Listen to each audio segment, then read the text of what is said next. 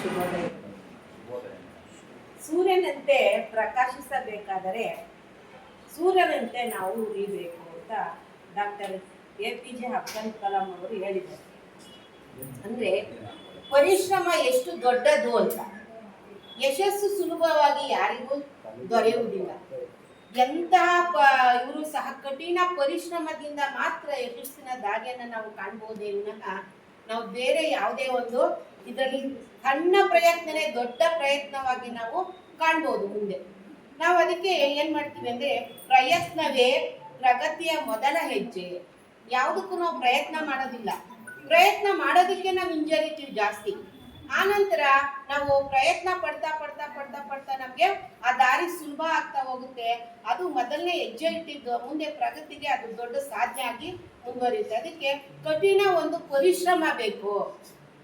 ಕಠಿಣ ಪರಿಶ್ರಮದಿಂದ ಅನೇಕ ವ್ಯಕ್ತಿಗಳು ನಮ್ಮ ಇದರಲ್ಲಿ ಮುಂದೆ ಬಂದಿದ್ದಾರೆ. ಉದಾಹರಣೆಗೆ ಅಬ್ದುಲ್ ಕಲಾಂ ಅವರೇ ತಗೊಳ್ಳಿ. ಅವರು ಒಂದು ಬಡ ಸಾಮಾನ್ಯ ಕುಟುಂಬದಲ್ಲಿ ಕಾಶ್ಮೀರದಲ್ಲಿ ತಮಿಳುನಾಡಿನ ಕನ್ಯಾಕುಮಾರಿಯಲ್ಲಿ ಜನಿಸಿದ್ರು. ರಾಮೇಶ್ವರದಲ್ಲಿ ಜನಿಸಿದ್ರು. ಆದ್ರೂ ಸಹ ಅವರು ಬಡ ಕುಟುಂಬವಾಗಿ ಹಾಗೆಯೇ ಮುಂದುವರೆದಿಲ್ಲ. ಅಂದ್ರೆ ಹುಟ್ಟು ಬಡವರಾಗಿ ಹುಟ್ಟಿದರೂ ಸಹ ನಾವು ಬಡತನದಲ್ಲೇ ಸಾಯ ಅಂತದ್ದು ಯಾವುದೂ ಇಲ್ಲ. ಬಡತನದಲ್ಲಿ ಹುಟ್ಟಿ ಮುಂದೆ ನಾವು ಯಾವ ರೀತಿ ಬೇಕಾದರೂ ಹೆಚ್ಚಿನ ಸಾಧನೆ ಗಳಿಸಿ ದೊಡ್ಡ ಒಂದು ಸಂಪನ್ಮೂಲ ವ್ಯಕ್ತಿಗಳಾಗೋದು. ಅದು ಬರೀ ಶ್ರೀಮಂತ ಅಂದ್ರೆ ಬರೀ ಶ್ರೀಮಂತದ್ದಲ್ಲ. ನಾನು ಹೇಳ್ತಾರೆ ಜ್ಞಾನದಲ್ಲಿ ಅವರು ದೊಡ್ಡ ವಿಜ್ಞಾನಿಯಾಗಿ ಬೆಳೆದು ಹೇಗೆ ಅವರು ಅದಕ್ಕೆ ಮೊದಲೇ ಸಾಧನೆ ಮಾಡೋದಕ್ಕೆ ಮುಖ್ಯ ಕಾರಣಗಳು ನಮ್ಮಂತ ಗುರುಗಳು. ಆ ಗುರುಗಳೆಲ್ಲ ಪಾಠ ಮಾಡ್ತಾ ಇದ್ದಾಗ ಅವ್ರಿಗೆ ಯೋಚನೆ ಬಂದಿದ್ದೇನೋ, ಪಕ್ಷಿ ಹಾರಾಡೋದನ್ನ ನಾವ್ಯಾಕೆ ಹಾರಾಡಬಾರ್ದು, ಅದು ಹೇಗೆ ಹಾರಾಡಬೇಕು ಅಂತ ಒಂದು ಪ್ರಶ್ನೆ ಉದ್ಭವ ಮಾಡಿ ಅನಂತರ ಅವರು ಜಗತ್ತಿಗೆ ಒಳ್ಳೆಯ ಒಂದು ಯಶಸ್ಸಿನ ಒಂದು ಸಾಧನೆ ಏರಿ ಒಳ್ಳೆ ವಿಜ್ಞಾನಿ ಅನ್ಸುತ್ತೆ. ಮಿಸ್ಸೈಲ್ ಮ್ಯಾನ್ ಅಂತ ಇದು ಮಾಡಿದ್ರು. ಹಾಗೆ ಓಪ್ರಾ ವಿನ್ ಅಂತ ಒಬ್ಬ ಮಹಿಳೆ ಕಠಿಣ ಒಂದು ಬಡತನದಲ್ಲಿ ಹುಟ್ಟಿದ್ಲು. ಆದ್ರೂ ಒಳ್ಳೆಯ ಅತ್ಯುತ್ತಮ ನಿರೂಪಕೆಯಾಗಿ ಒಳ್ಳೆಯ ಹೌದು ಓಪ್ರಾ ವಿನ್ಫ್ರೋ ಕಠಿಣ ಬದ್ಧನ ಅಂದ್ರೆ ಅವರು ಬಡತನದಲ್ಲಿ ಹುಟ್ಟಿ ಹಾಗೆ ಇದಾಗ್ಲಿಲ್ಲ.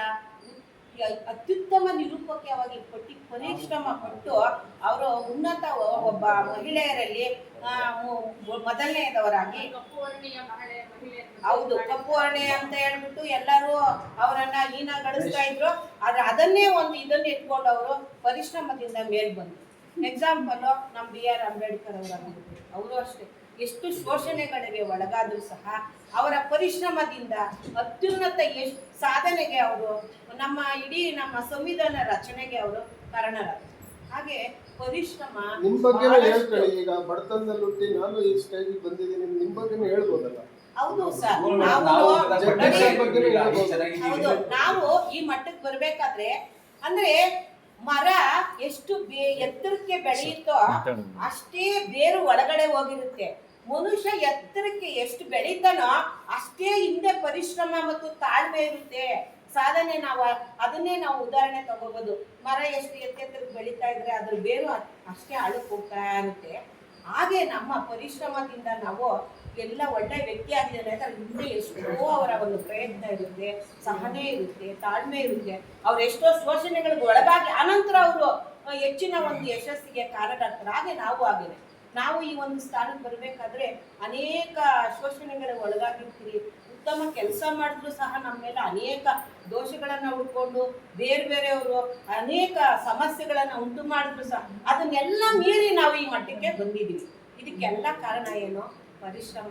ಅದಕ್ಕೆ ಬುದ್ಧನಾಗಬೇಕಾದರೆ ಸದ್ದಾಗುವುದಲ್ಲ, ಬುದ್ಧನಂತೆ ಬದ್ಧತೆಯಿಂದ ಇರುವುದು.